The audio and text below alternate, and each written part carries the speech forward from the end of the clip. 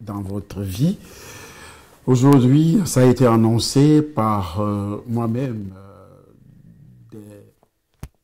ce midi que nous allons faire une émission tout à fait spéciale touchant l'enlèvement. Car le Seigneur lui-même a un signal donné. À la voix d'un archange et au son de la trompette de Dieu, descendra du ciel et les morts en Christ ressusciteront premièrement. Ensuite, nous les vivants qui serons restés, nous serons tous ensemble enlevés. Nous serons tous ensemble enlevés. Nous serons tous ensemble enlevés. Nous les vivants. Soulignez ce petit verset. Nous les vivants, on sera tous ensemble enlevés. Avec eux sur les nuées à la rencontre du Seigneur, dans les airs, et ainsi nous serons toujours avec le Seigneur. Ayant rassuré les Thessaloniciens en leur disant que leurs bien-aimés qui sont décédés ne rateront pas l'enlèvement, Paul donne une description point par point de l'enlèvement. Parce que beaucoup de personnes ne savent pas ce qui va se passer au sujet de l'enlèvement. Au sujet de l'enlèvement. Je constate pas que c'est coupé. Il y a des gens qui se connectent. Premièrement, le Seigneur lui-même reviendra chercher son Église. Le Seigneur lui-même reviendra chercher son Église. Il n'enverra pas des anges pour cela, contrairement au rassemblement des élus qui aura lieu à sa seconde venue. Parce qu'il y a ce qu'on appelle la seconde venue et il y a aussi ce qu'on appelle l'enlèvement.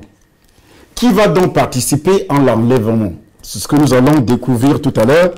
La seconde venue, selon Marc, chapitre 13, versets 26 à 27, que maman va lire tout à l'heure. Je crois que c'est absolument trouvé. On me signale qu'il n'y a vraiment pas de réseau, parce que ça a été dit tout à l'heure qu'il n'y a pas de réseau.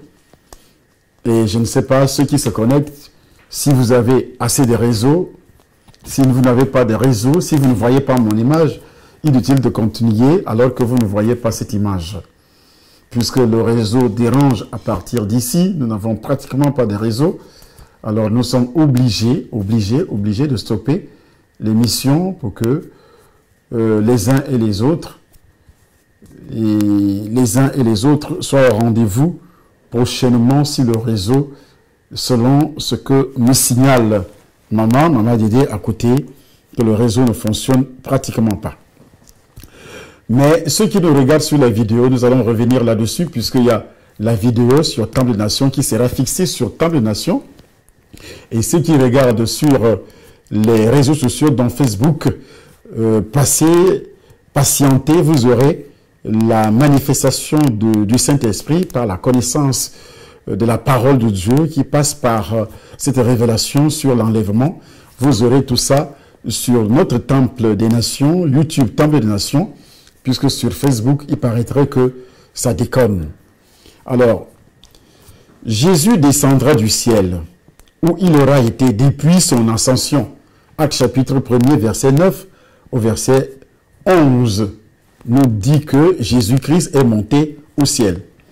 Plus tôt dans l'épître à l'étude, Paul a fait l'éloge des Thessaloniciens parce qu'ils attendent des cieux son Fils qu'il a ressuscité des morts. Que Dieu a ressuscité des morts. Ce Fils, c'est qui? C'est Jésus. Selon donc le premier verset du premier chapitre de 1 Thessaloniciens, chapitre 1er, verset 10. Lors de son procès devant le Sanhédrin, Étienne a déclaré: « Voici, je vois les cieux ouverts et le Fils de l'homme debout à la droite de Dieu. » Ça dit beaucoup. Ça veut dire qu'effectivement, il est au ciel. Le signal du Seigneur rassemblera au cri qu'il a poussé en ressuscitant Lazare. Cria d'une voix forte: « Lazare, sort !» Jean chapitre 11, verset 43. C'est l'heure où les morts entendront la voix du Fils de Dieu, et ceux qui l'auront entendu vivront.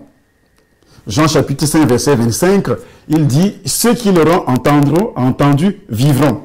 Ça veut dire que lors de la résurrection des morts, pas en général, la première résurrection des chrétiens qui est l'enlèvement, des nés de nouveau qui est l'enlèvement. C'est seulement des nés de nouveau qui entendront cette voix. Comme le dit le livre de Jean chapitre 5 verset 25. Seuls ceux qui croient, les croyants de l'Église qui sont déjà morts, seront les premiers à ressusciter. Vérité qui doit avoir énormément rassuré les Thessaloniciens inquiets. Parce que les Thessaloniciens étaient inquiets du fait que beaucoup de personnes avaient déjà perdu la vie. Ils n'ont pas vu l'enlèvement. Et c'est pourquoi l'apôtre revient donc, l'apôtre Paul, qui est leur père spirituel, reviendra là-dessus pour les rassurer en disant, mes chers enfants, tenez-vous tranquilles, nous ne dévancerons pas ceux qui sont morts. Car le Seigneur lui-même, nous les vivants, nous ne dévancerons pas ceux qui sont morts. Car le Seigneur lui-même, à la voix d'un archange, se fera entendre. Ça veut dire que Jésus, à la voix d'un archange, se fera entendre. Il n'y a pas d'article défini dans le texte qui dit littéralement un archange. Dans le livre de Jude, verset 9, puisqu'il y a un seul chapitre, seul autre passage de l'Écriture qui mentionne un archange. C'est le nom de l'archange Michael qui est donné. L'Écriture ne dit pas s'il est ou non le seul archange. Il y avait 7 archanges d'après la tradition juive. Donc la Bible dit à la voix d'un archange, dont la voix se fera entendre lors de l'enlèvement. Quel qu'il soit, il ajoutera sa voix au signal donné par le Seigneur. Qui ajoutera sa voix? L'archange. Mais ce n'est pas l'archange qui va descendre. Cinquièmement, au signal du Seigneur et à la voix de l'archange s'ajoutera le son de la trompette de Dieu. 1 Corinthiens chapitre 15 verset 52. Je crois que maman pourrait nous trouver le verset 52 qui parle aussi de l'enlèvement. Les trompettes servaient donc à diverses fins dans l'écriture. Elles retentissaient lors des fêtes, premièrement. Et c'est une grande fête pour les croyants qui doivent monter au ciel ce jour-là. C'est une grande fête. C'est pourquoi il y aura le son de la trompette, la voix d'un archange également, qui va donner le signal pour le départ, pour ceux qui sont prêts, s'il vous plaît, pour ceux qui sont prêts. Alors, quels sont effectivement ceux qui seront prêts ce jour-là? Premièrement, ceux qui sont nés de nouveau. Alors, ça ne s'arrête pas là. Nous allons continuer. Parce qu'on peut être né de nouveau et que quand Jésus arrive, on n'est pas prêt et puis on reste. Donc nous lisons le verset 52 qui a été signalé en Corinthiens chapitre 15 verset 52 par la bouche de notre maman. Il est écrit en Corinthiens 15, 52. Oui. En un instant, en un clin d'œil, à la dernière trompette, la trompette sonnera et les morts ressusciteront incorruptibles et nous serons changés. Et nous serons changés, nous, les vivants. Là, dans 1 Corinthiens, il parle également de l'enlèvement. Et cet enlèvement ne touche pas essentiellement l'humanité. C'est seulement les croyants nés de nouveau. La trompette sonnera et nous, les croyants, on sera changés. C'est 1 Corinthiens, le chapitre 15, le verset 52, qui le signale. Ainsi donc, la trompette qui retentira lors de l'enlèvement n'a rien à voir avec les trompettes du jugement mentionnées dans l'Apocalypse chapitre 8, verset 11. Parce qu'il y a une certaine confusion dans la tête des gens. Apocalypse chapitre 8, verset 11, il y a plusieurs trompettes qui vont sonner, les trompettes de jugement, pour ceux qui ont refusé d'accepter Jésus-Christ pendant qu'ils sont encore vivants. Je répète, pendant qu'ils sont encore vivants, ils refusent d'accepter Jésus-Christ comme leur sauveur personnel. Et qu'est-ce qui va se passer? Pour ceux-là, ils resteront une fois pour toutes, ils sont perdus. Il n'y a plus d'espoir pour ceux qui resteront. Il n'y a plus de deuxième voyage. Comme le disent les sectes, les cercles mystiques et Satan par la bouche de certains serviteurs de Dieu qui parlent d'un deuxième voyage. Alors, ici, la Bible précise, donc, Apocalypse chapitre 8, verset 11, rassembler le peuple de Dieu. C'est-à-dire la trompette qui va sonner lors de l'enlèvement, qui n'est pas la trompette du jugement. Ici, cette trompette rassemble les élus, le peuple de Dieu, les enfants de Dieu nés de nouveau. Et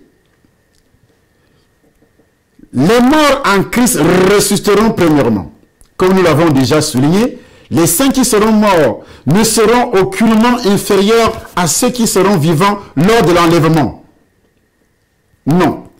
En fait, ils ressusciteront premièrement, leur corps glorifié, se joignant à leur esprit, esprit avec petit e, e minuscule, donc l'esprit humain, se joignant à leur esprit, glorifié pour les rendre semblables à Christ.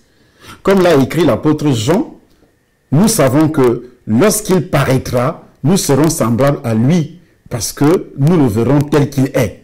1 Jean chapitre 3 verset 2. Maman pourra lire également, lorsqu'il paraîtra, il va d'abord paraître à ceux qui l'attendent. Il va d'abord paraître à ses enfants. Nous lisons 1 Jean chapitre 3 verset 2 par la bouche de maman. Il est écrit 1 Jean 3 verset 5. Verset 2. 1 Jean 3 verset 2. 1 Jean 3 verset 2. Oui. Bien-aimés, nous sommes maintenant enfants de Dieu, et ce que nous serons n'a pas encore été manifesté. Et ce que nous serons n'a pas encore été manifesté. Mais nous savons que lorsque cela sera manifesté, nous serons semblables à lui. Nous serons semblables à lui. Parce que nous le verrons tel qu'il est. Parce que nous le verrons tel qu'il est. Tel qu'il est. Ceux qui auront été en Christ de leur vivant le seront dans la mort. La mort ne peut séparer les croyants de Dieu. Selon Romains chapitre 8 verset 38, qu'est-ce qui me séparera de l'amour de Christ? Donc, nous sommes au Seigneur. Romains chapitre 14 verset 8. Finalement, Paul dit ensuite, nous les vivants qui serons restés, nous serons tous ensemble enlevés sur des nuées avec les saints déjà morts à la rencontre du Seigneur dans les airs. Et ainsi nous serons toujours avec le Seigneur. C'est un acte puissant qui est réellement irrésistible, voire même violent. C'est-à-dire l'enlèvement, ça veut dire arracher. Arracher. Dans Matthieu chapitre 11 verset 12, il décrit le fait de s'emparer du royaume des cieux par la force.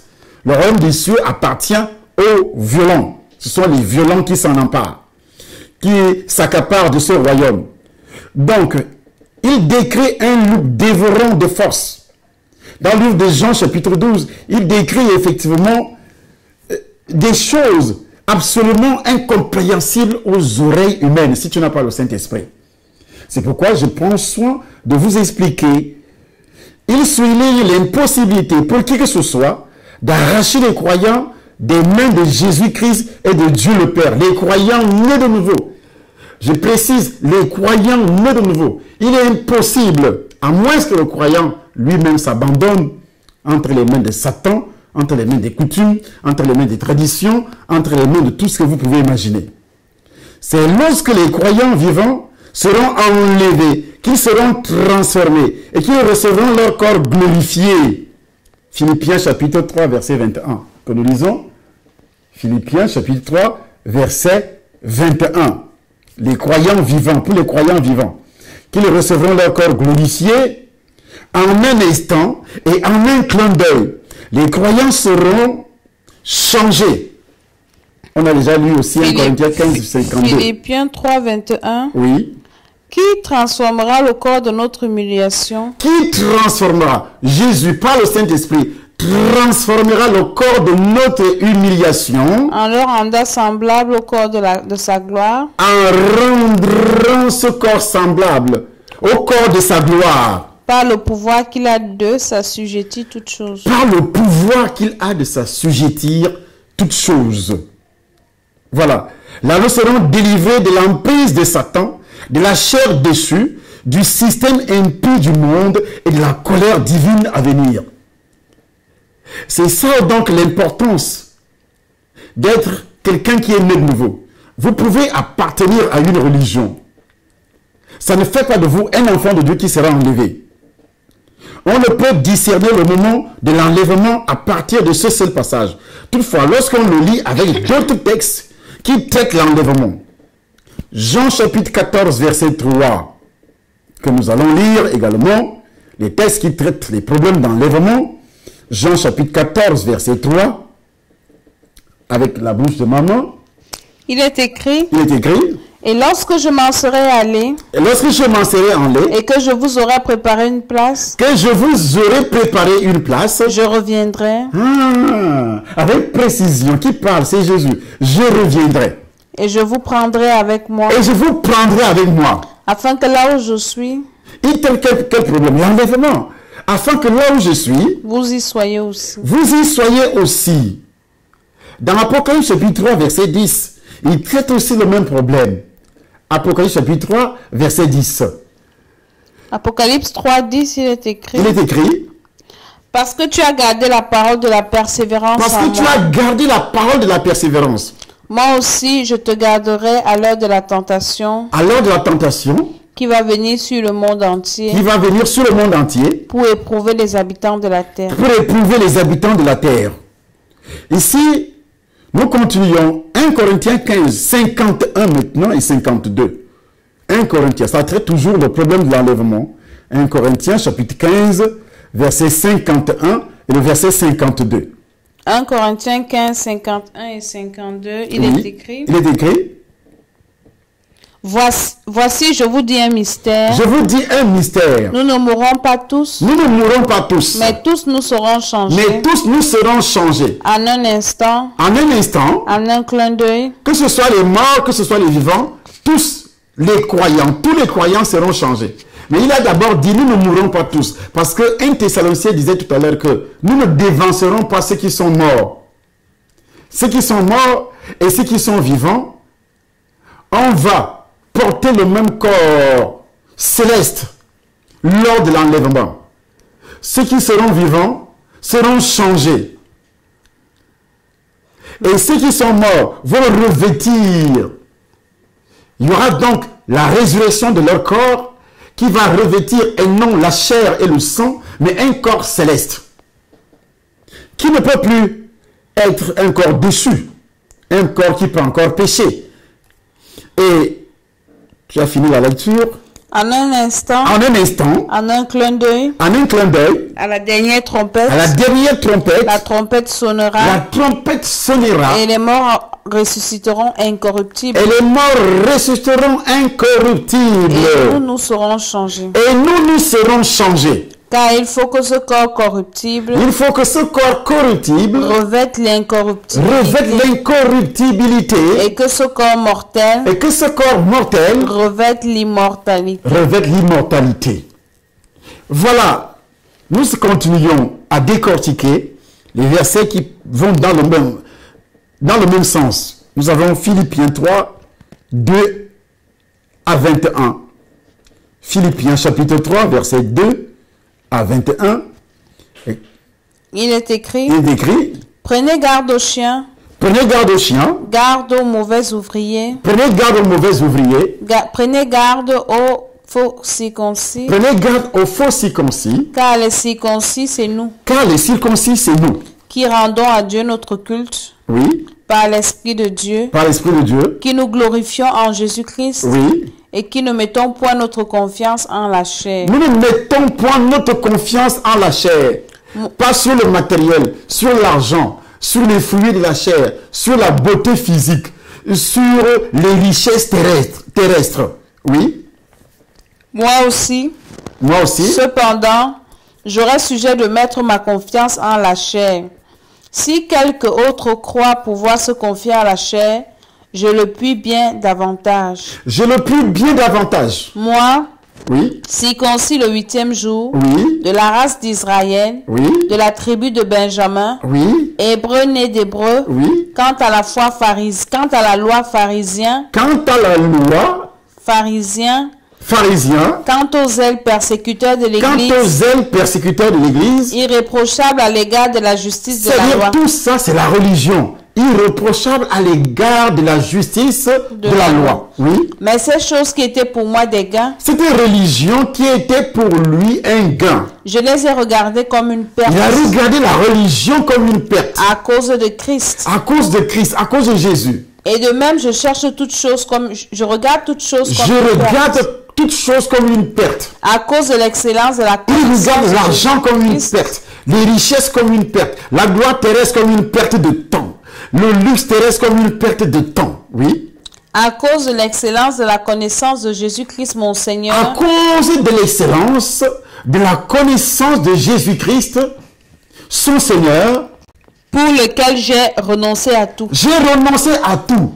Et je les regarde comme de la boue, Il regarde tout ce qui existe dans ce monde comme la boue, afin de gagner Christ afin de gagner Christ, afin d'être enlevé et d'être trouvé en lui, et d'être trouvé en lui, non avec ma justice, non avec ma justice, Celle ma qui justice, vient de la loi. celle qui vient de la loi, mais avec celle qui s'obtient par la celle foi qui en Christ. s'obtient par la foi en Christ. La justice qui vient de Dieu par la foi. Amen.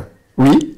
Afin de connaître Christ et la puissance de sa résurrection Afin de connaître Christ, la puissance de sa résurrection, c'est-à-dire afin d'être enlevé, et la communion de ses souffrances, et la communion de ses en souffrances, devenant conforme à lui dans sa mort pour parvenir, si je puis, à la résurrection d'entre les morts. il dit si je puis, ça veut dire que il y a un problème. Et c'est là que je vais réellement prendre un virage à 90 degrés.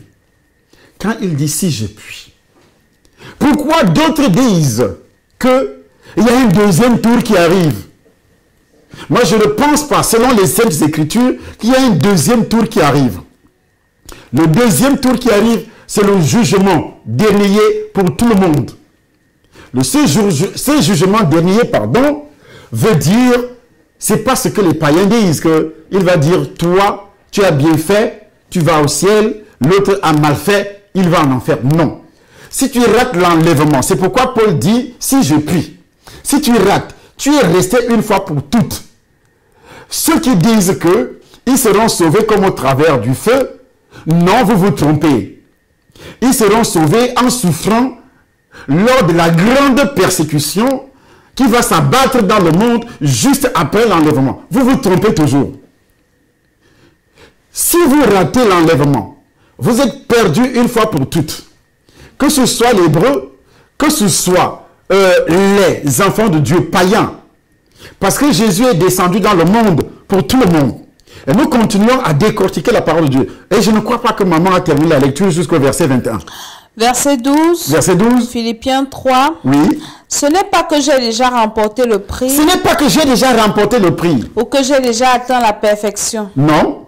mais je cours Mais je cours pour tâcher de le saisir, pour tâcher de lui saisir. puisque moi aussi j'ai été saisi par Jésus. J'ai été saisi le jour qu'il m'a touché, le jour qu'il m'a amené à la sanctification, le jour qu'il a brisé le péché originel dans ma vie. J'ai été saisi par la grâce, par lui. Oui. Frère, je ne pense pas l'avoir saisi, Je ne pense pas l'avoir saisi, mais je fais une chose. mais je fais une chose. Oubliant ce qui est en arrière Oubliant ce qui en a et me arrière. portant vers ce qui est en avant. Je cours vers le but Je cours vers le but pour remporter le prix de la vocation céleste de Dieu en en Jésus-Christ. Jésus-Christ. Oui. Nous tous donc qui sommes parfaits, ayons cette même pensée. Et si vous êtes en quelque point dans notre avis, Dieu vous éclairera aussi là-dessus. Seulement au point où nous sommes parvenus, marchons d'un même pas. Soyez tous mes imitateurs, frères, et portez les regards sur ceux qui marchent selon le modèle que vous avez en nous. Car il en est plusieurs qui marchent en ennemis de la croix de Christ. Je vous en ai souvent parlé. Il y en a plusieurs qui marchent en ennemi. Ils ont reçu le Seigneur, mais ils marchent en ennemi veut dire quoi? Ils marchent encore dans les fruits de la chair.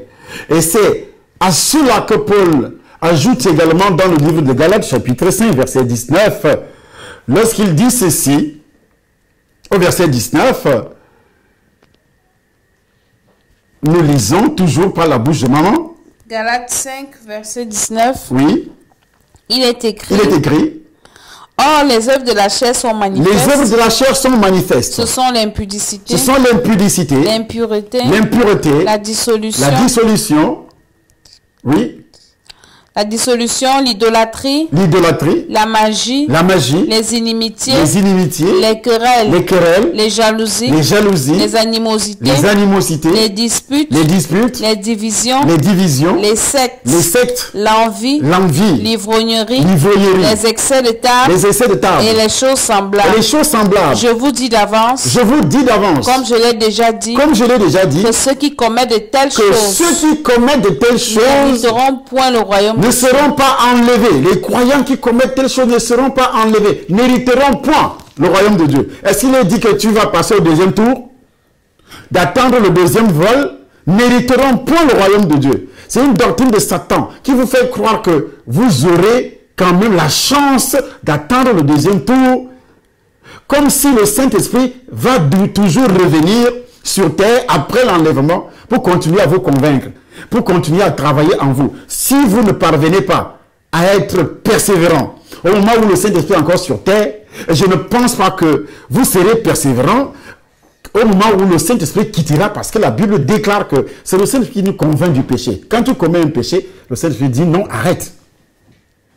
Répands-toi. Mais lorsqu'il va quitter la terre, qu'est-ce qu'il va encore convaincre? Qui que ce soit. Alors, il faut mentionner quelque chose. On ne peut discerner le moment de l'enlèvement à partir de ce seul passage. Et c'est pourquoi donc j'ai aligné beaucoup de passages. Jusqu'à Apocalypse chapitre 19, verset 11 à 21. Nous n'allons pas lire. Il est clair qu'il n'y a aucune mention de jugement dans tous les passages sur l'enlèvement. C'est pourquoi la Bible dit, celui qui croit ne vient plus. Jésus-Christ m'a dit, celui qui croit ne vient plus au jugement. Tandis que les autres insistent sur le jugement. Il faut donc en conclure que l'enlèvement ne se produira pas en même temps que le jugement dernier. Parce que les gens disent que nous sommes déjà à la fin du monde. Non, il faut faire attention. Il y a d'abord l'enlèvement. Par conséquent, il est préférable de séparer dans les deux événements, ainsi de favoriser la perspective d'un enlèvement imminent, susceptible de précéder les composantes du jugement décrites dans l'Écriture comme menant au retour de Christ et au jugement dernier. L'enlèvement est imminent. Encore une fois, aucun texte isolé de l'Écriture ne soutient la perspective d'un enlèvement qui précéderait la tribulation. Il faut faire attention.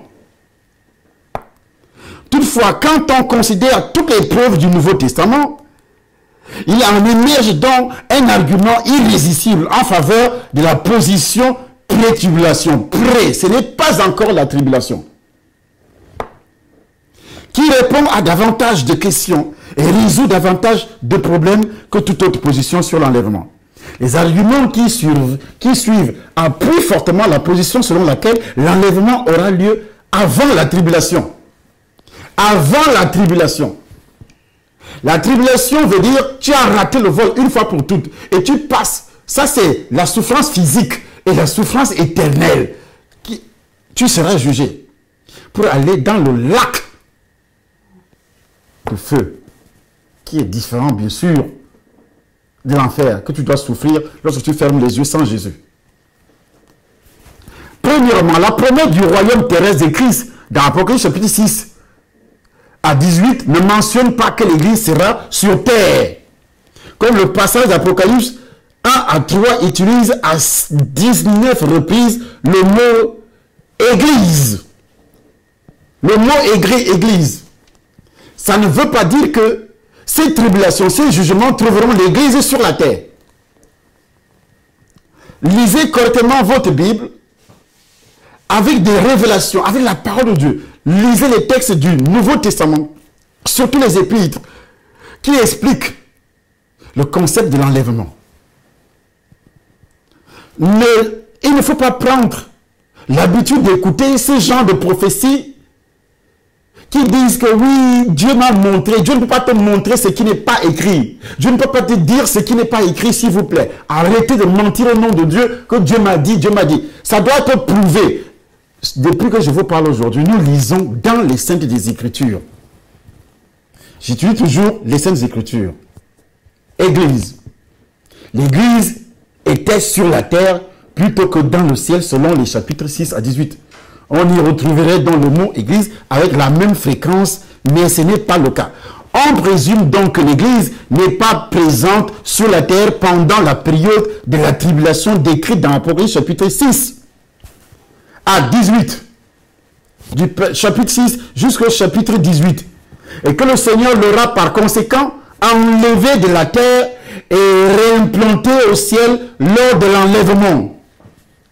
Deuxièmement, Apocalypse chapitre 19 ne mentionne pas l'enlèvement, même si c'est alors que se produirait logiquement un enlèvement qui suivrait la tribulation. Juste après l'enlèvement, c'est la tribulation qui va commencer. Qui va commencer? Parce que le Saint-Esprit qui convainc, qui maintient l'homme, qui maintient la paix dans le monde, le peu de paix, cette petite paix que nous avons encore dans le monde, c'est à cause de la présence du Saint-Esprit. Quand il va partir, ça sera un chaos. Et le chaos va commencer le jour de l'enlèvement même. Où il y aura des incidents, des accidents palpables. Où le monde entier ne va pas comprendre ce qui s'est passé. Où tous les religieux, tous ceux qui sont dans les religions, qui ne croient pas, où on n'enseigne pas dans les églises l'enlèvement, que tu dois être enlevé et non d'attendre le jugement. Tu passeras, le chrétien né de nouveau ne passera pas au jugement. Ton jugement, c'est le jour de l'enlèvement ou bien le jour de ta mort. Deux choses. Tu es mort comme mort en Christ, selon 1 Thessaloniciens chapitre 16, verset 16, chapitre 4, verset 16 à 17. Mort en Christ veut dire tu es mort rempli du Saint-Esprit. C'est pourquoi la Bible déclare de ne pas éteindre le Saint-Esprit. Parce que si tu meurs aujourd'hui, selon le récit de Galates chapitre 5, verset 19, avec tout ce qui a été dit tout à l'heure sur les fruits de la chair, tu n'hériteras point. Donc tu n'es pas considéré comme un mort en Christ. C'est pourquoi nous devons être absolument prêts, sans être détournés de part et d'autre, par le luxe, par l'argent, par tout ce que le monde et l'Église actuelle, les chrétiens actuels, qui ne courent que sur les miracles, qui ne courent que sur le luxe, sur l'argent, sur le travail, sur ceci. Personne ne pense à l'enlèvement. Personne. Je dis bien personne. Troisièmement, si l'enlèvement a lieu après la tribulation, cette dernière est sans conséquence. Est sans conséquence. En effet, si Dieu préserve l'Église pendant la tribulation, comme l'affirme l'Église, la parole de Dieu, c'est parce que nous ne devons plus passer au jugement. Nous ne devons plus passer au jugement. Si Dieu enlève et glorifie tous les croyants juste avant l'inauguration du royaume millénaire, comme l'exige l'enlèvement après la tribulation, il ne restera personne pour peupler et propager le royaume terrestre de Christ promis à Israël. Le royaume terrestre de Christ promis à Israël va se manifester concrètement lorsque Jésus va descendre le jour de cette guerre qu'on appelle Armageddon. C'est en ce moment-là, les promesses données à Israël, c'est en ce moment que ces promesses vont s'accomplir. Après l'enlèvement, tous ceux qui vont mourir, que ce soit juifs, que ce soit païens, leur destination finale, c'est l'enfer. Alors, le salut reste un peu pour les Hébreux, rien que le jour où Christ va descendre pour établir, pour détruire les nations qui vont monter contre Israël pendant la guerre d'Armageddon. Et c'est là où la Bible, la parole de Dieu, et Jésus-Christ lui-même dit, la Bible déclare que tout œil le verra. Ce n'est pas pendant l'enlèvement. Pendant l'enlèvement, il n'y a que les croyants qui le verront. Après l'enlèvement, c'est comme aussi pendant sa résurrection. Est-ce que les païens l'ont vu pendant la résurrection quand il est ressuscité? Non. Qui a vu Jésus? Aucun païen. Aucun païen. Seuls les croyants ont vu Jésus. 500 frères à la fois ont vu Jésus, le ressuscité. Les disciples l'ont vu également. Alors, pourquoi les païens ne l'ont pas vu? Et pourquoi, lorsqu'il viendra enlever l'église, ça sera comme arraché. C'est pourquoi il ne descendra pas sur terre. Et sa descente sur terre, ça sera seulement le jugement, la condamnation. Ceux qui l'ont refusé pendant que le Saint-Esprit était encore sur terre. Et tu as encore quelques minutes seulement pour l'accepter. Quelques minutes seulement pour l'accepter. Pour que tu sois parmi ceux qui l'attendent. Parmi ceux qui seront enlevés. Le Nouveau Testament n'annonce pas une tribulation imminente, comme celle qui caractérise la 70e semaine de Daniel, pour les croyants de l'ère de l'Église. Il fait toutefois les mises en garde contre les erreurs et les faux prophètes. Actes chapitre 20, versets 29 à 30. 2 Pierre chapitre 2, verset 1.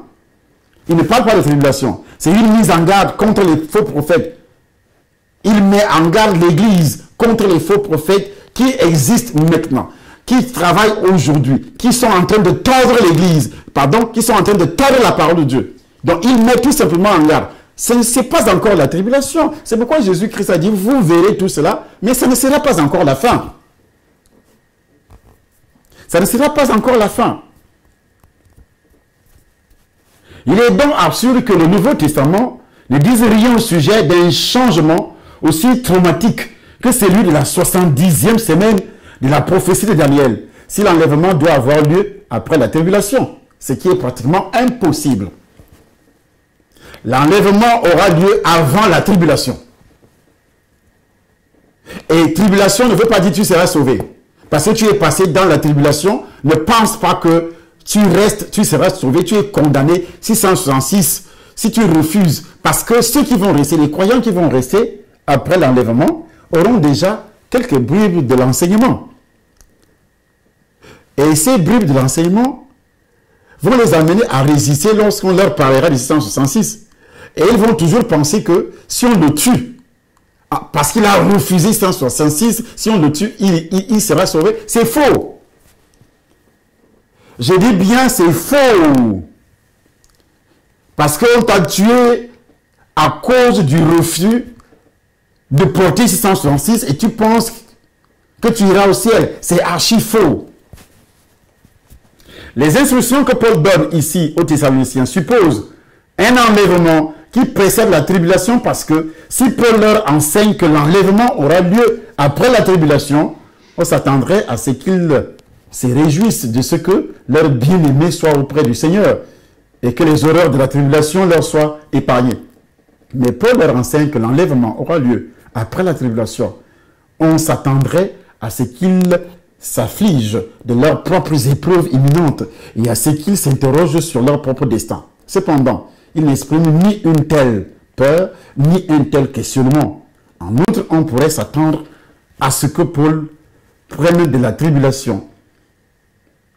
Mais il ne leur parle que de l'espérance de l'enlèvement, pas de la tribulation. Voilà pourquoi j'ai pris soin de vous parler de l'enlèvement. Ça, c'est la première partie. La deuxième partie, où nous allons parler de ce qu'on appelle donc la tribulation, la grande tribulation et le jugement dernier. Le jugement dernier. Comment cela va se passer? Alors, si vous ratez le vol qui est l'enlèvement, c'est fini pour vous, tous les croyants. Et ça peut se produire ce soir. Parce que personne ne connaît la date. Personne ne connaît l'heure. Même Jésus lui-même ne connaît pas. Seul le Père. Ça peut se passer à minuit, demain ou dans un mois. C'est pourquoi la Bible nous demande toujours d'être prêts. C'est pourquoi aussi Jésus a enseigné, Paul a enseigné, les apôtres ont enseigné que si tu te fâches, que le soleil ne se couche sur ta colère. Parce que si le soleil se couche et que tu continues à garder la colère contre ou bien les ressentiments contre ton frère, contre ta soeur, toi tu ne seras pas enlevé. Tu vas rester. Donc vivre d'une manière permanente dans le péché, Tu es en danger, frère. Tu es en danger, sœur. Tu es en danger. Donc, un danger permanent. Un danger permanent. Parce que nous nous recevons par le Seigneur pour être bénis sur terre. Si tu restes sur terre, tu seras l'homme le plus malheureux, comme le dit l'apôtre Paul dans 1 Corinthiens chapitre 15. Tu seras l'homme le plus malheureux. Si c'est pour les affaires de cette vie que nous sommes en Christ, nous sommes les plus malheureux, a dit l'apôtre Paul. Je dis bien, si c'est pour les richesses terrestres, si c'est pour le mariage, si c'est pour la santé physique, si c'est pour les villas, si c'est pour les châteaux, que tu es en Christ, tu es donc l'homme le plus, ou bien la femme la plus malheureuse. Selon les Saintes Écritures que nous lisons, il est dit ici, parlant de la résurrection,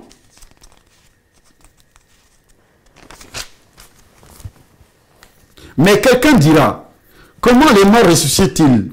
Et avec quel corps viennent-ils? Insensés. Ce que tu sèmes ne prend point vie s'il ne meurt. Et ce que tu sèmes, ce n'est pas le corps qui naîtra. C'est un simple grain de blé, peut-être, ou d'une autre semence. Puis Dieu lui donne un corps comme il lui plaît. Et à chaque semence, il donne un corps qui est propre. Toute chair n'est pas la même chair, mais autre est la chair des hommes, autre celle des quadrupèdes, autre celle des oiseaux, autre celle des poissons. Il y a aussi des corps célestes et des corps terrestres. Mais autre est l'éclat d'un corps céleste, autre celui d'un corps terrestre, autre celui de l'éclat du soleil, autre l'éclat de la lune, et autre l'éclat des étoiles. Même une étoile diffère en éclat d'une autre étoile. Ainsi est-il de la résurrection des morts. Le corps est sémé incorruptible, le corps est sémé corruptible, il ressuscite incorruptible. Il est sémé méprisable, il ressuscite glorieux. Il est sémé infirme, il ressuscite plein de force. Il est sémé corps naturel, il ressuscite corps spirituel. S'il y a un corps naturel, il y a aussi un corps spirituel. C'est pourquoi il est écrit, le premier homme Adam devint une âme vivante, le dernier Adam est devenu un esprit vivifiant. Mais ce qui est spirituel n'est pas le premier, c'est ce qui est naturel. Ce qui est spirituel vient ensuite. Le premier homme tiré de la terre est terrestre, le second homme est du ciel. Tel est le terrestre, tels sont aussi les terrestres. Tel est le céleste, tels sont aussi les célestes. Et de même que nous avons porté l'image du terrestre, nous porterons aussi l'image du céleste. L'image du céleste. Voilà un récit palpitant qui nous donne foi au dos, comme on le dit généralement dans le monde. Que Dieu vous bénisse, réfléchissez sur votre position sur terre et regardez un peu si vous êtes prêts à être enlevés, si Jésus descend maintenant. Relisez Galates chapitre 5, verset 19 pour comprendre. Galates chapitre 5, verset 19. Les fruits de la chair qui ne vous permettront jamais d'être enlevés si vous continuez à vivre là-dedans. Abandonnez tout cela, c'est dans votre esprit. Il ne s'agit pas, tout ce temps-ci j'anime les séminaires sur les liens comportementaux, il ne s'agit pas d'un démon. Mais il s'agit tout simplement de votre esprit qui produit ce qu'on appelle les fruits de la chair, qui se manifestent. Le diable se saisit de ça. N'oubliez pas que ce dimanche, au Temple de Nation Paris, grand séminaire, un grand séminaire, vous devez absolument être là. Absolument, vous devez être là. Et demain, on va se retrouver aussi en direct. On a eu des problèmes avec notre réseau. On va se préparer demain pour que le réseau soit tellement fluide, pour que le réseau puisse passer, pour que vous ayez les images en abondance. Mais si vous n'avez pas pu regarder cette émission en direct sur Facebook, passez sur Temple de Nation YouTube. D'ici demain, la vidéo sera déjà positionnée pour que vous ayez la totalité de ce qui a été dit par la puissance du Saint-Esprit, ces grandes révélations sur l'enlèvement. Que le Seigneur vous bénisse et que sa grâce continue à se manifester dans votre vie au nom puissant du Seigneur Jésus-Christ. Amen.